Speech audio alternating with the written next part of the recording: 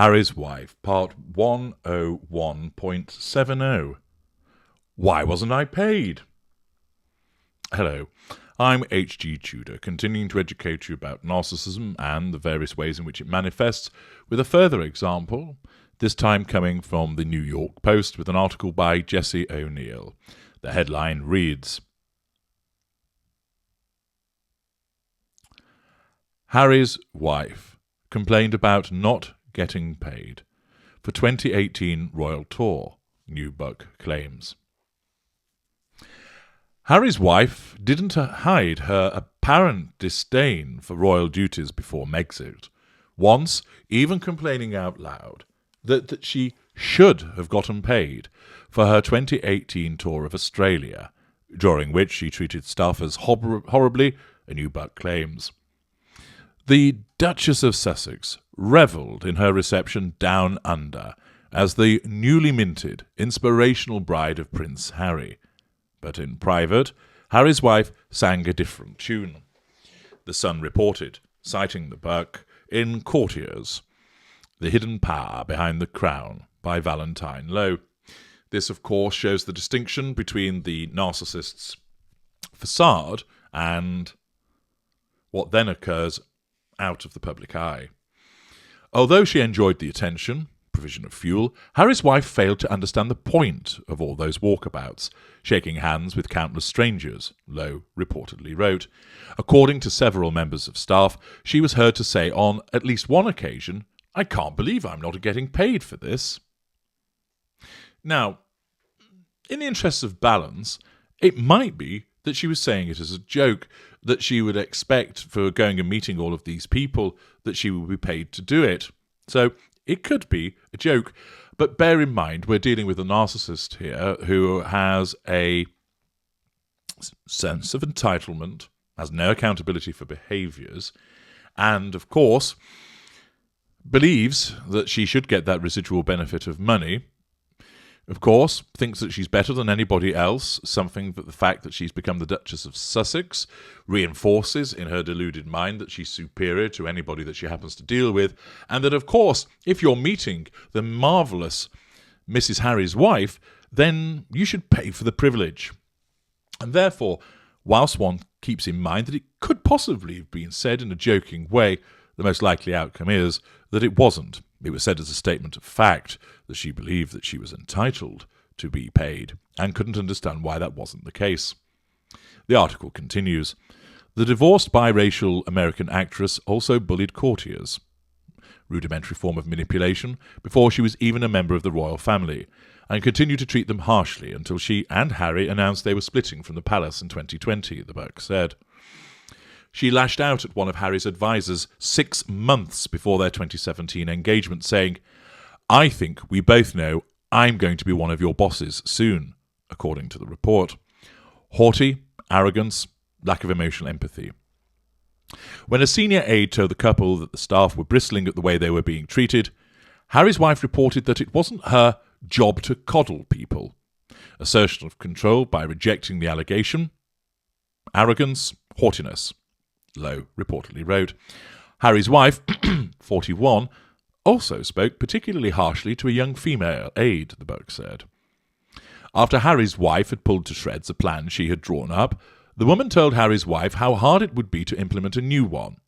"Don't worry," Harry's wife reportedly told her. "If there was literally anyone else I could ask to do this, I would be asking them instead of you." Malign triangulation, belittlement. The incident prompted Prince William to intervene and reassure the woman she was doing a great job, causing her to burst into tears, according to the tome, which will be released in England next week. Prince William exhibiting emotional empathy there. On another occasion, Harry's wife called another staffer every 5 minutes during a Friday night dinner. The pestering calls continued the next morning, lasted for days, the book reportedly said. Harry's wife and her assistant also had a falling out over her desire to keep clothes that designers would send her, which is against royal policy, sense of entitlement, residual benefit, lack of accountability for behaviours, nullification of threat to control. The Sussex's press chief, Jason Knorf, filed a bullying complaint against his boss in 2018 before resigning and being hired by William and Kate Middleton. Buckingham Palace opened an investigation into allegations of Harry's wife's bad behaviour 18 months ago, but said this summer it wouldn't publicise the findings. No, instead, all they need to do is allow Valentine Lowe's book to record all of them, which it's doing in spades. Harry's wife has denied narcissistic manipulation, nullification of threat to control, first line of the twin lines of the narcissistic defence. Harry's wife has denied all allegations of bullying and harassment, but the book revealed her alleged browbeating extended to her future husband when the two were dating. Before they were linked in the press as a couple, Harry's wife gave Harry a daring ultimatum, according to the report. She was saying, "If you don't put out a statement confirming I'm your girlfriend, I'm going to break up with you," a source told Lowe. The threat freaked out the prince, who frantically told others, "She's going to dump me," the book said. After the relationship was made public in 2016, Harry's wife turned her wrath to courtiers, according to the newspaper synopsis of the book. She told Harry's staff, "I know how the palace works. I know how this is going to play out. You don't care about the girlfriend," a source told Lowe. Victim mentality, triangulation, assertion of control. Accordingly, yet more evidence, unsurprisingly of course, of the haughty behaviours of Harry's wife, who plays the passive-aggressive victim when it suits her, but behind the scenes, bolstered by the fact that she was now involved with the Prince of Pink Pancakes and later when she became the Duchess of Sussex, belittles people, invalidates them, and engages in bullying, intimidatory behaviours, commensurate with her sense of entitlement, lack of accountability for her behaviours, and absence of emotional empathy for individuals. But let's take a dive below the line and find out what people think about this latest report, and to see those that comment in the New York Post. LJM.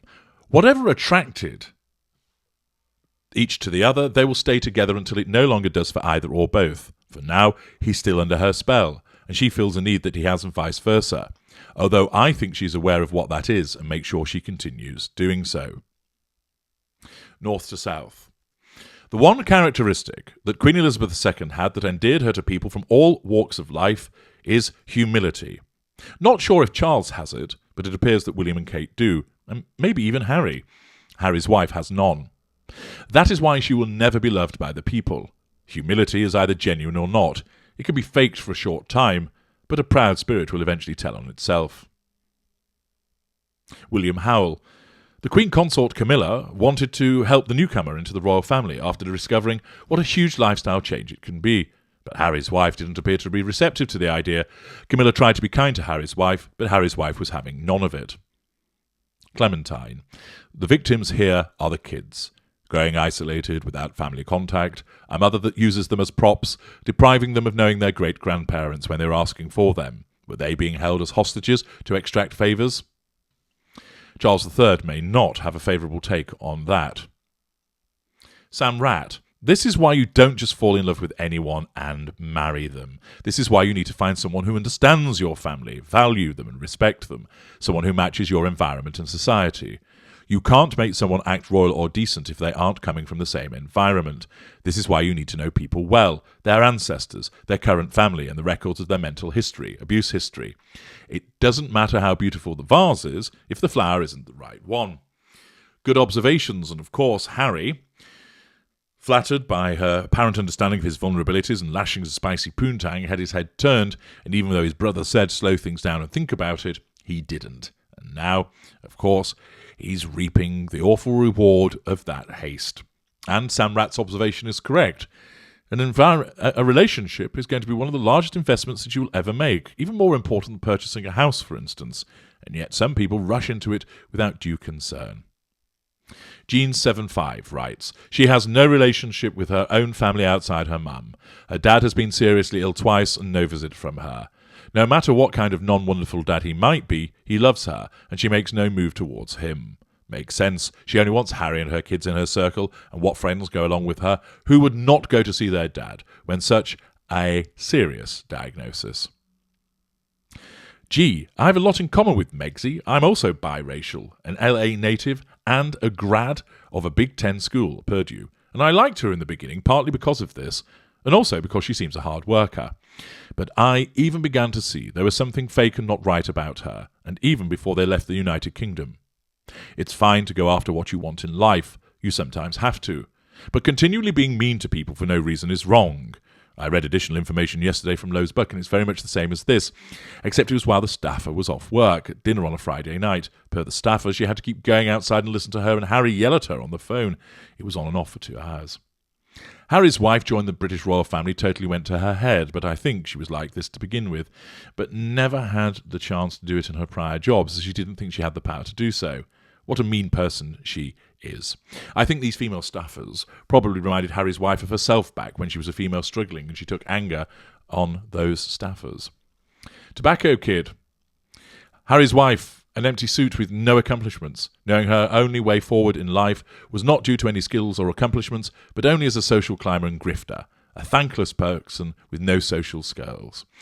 Regarding Harry's wife saying, I don't coddle anyone, except that's exactly what she wants for herself. But of course, like any liberal, what they accuse someone else of doing is exactly what they do themselves. Nothing to do with being a liberal, everything to do with being a hypocritical narcissist. And it continues in much the same vein. Several hundred observations from the readers of the New York Post or of all of the same view. So, on both sides of the pond, people continue to see through Harry's wife and the unpeeling of her behaviours in relation to the bullying and unpleasant behaviours towards staff. I'm H.G. Tudor. Thank you for listening.